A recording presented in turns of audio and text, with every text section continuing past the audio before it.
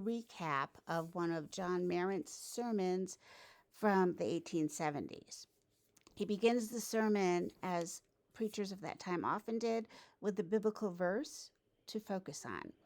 And that says from Romans 12, verse 10, "Be kindly affection to one another, with brotherly love and honor, preferring one another."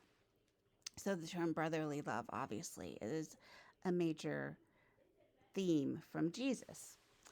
He talks about the duties of brotherly love, and in doing so, he makes several comments about the nature of brotherly love and why it is important for all people to be acceptable unto God, to have as their bodies, to use their bodies not for self-service, but rather to serve for other people and to live as Christians, first and foremost by loving their brother. He mentions the Masonic temple founded by Prince Hall, and he refers to God as the creator of a most perfect project that is man.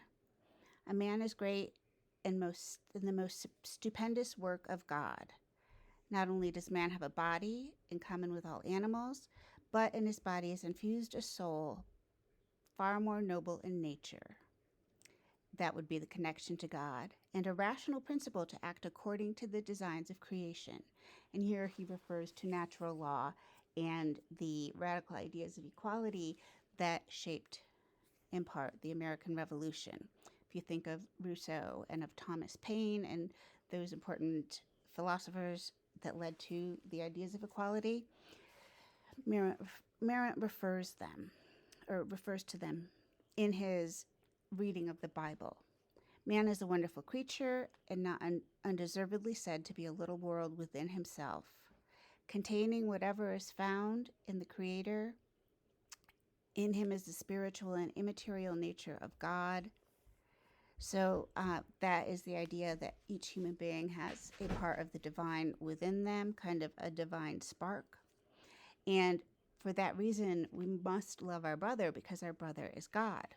Now, he makes a quick shift in tone here when he says, "If God put us on earth to maintain mutual love in society and to serve God in comfort with each other, or maybe in consort with each other, to serve God by maintaining mutual love in society, then what can those God-provoking wretches think who despise their fellow men, as though they were not of the same species with themselves, and would, if in their power, deprive them of the blessings and comforts of this life, which God in his bountiful goodness has freely given to all his creatures to improve and enjoy?" And I think it's pretty obvious here that he's talking about the denial of freedom and natural rights by some of the white founders to people who were enslaved. The sermon goes on for several more pages, but he proves all of his points and explains that the United States needs to repent of this terrible prejudice. God hath and ever will visit such a nation or people as this, meaning God upon a nation that has this tyranny and encroaches on people's land or enslaves their bodies.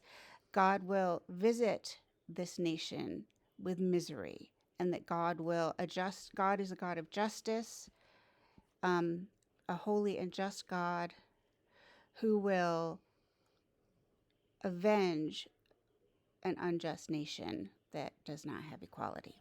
So just a quick recap. Those are some of John Marrant's most pertinent points.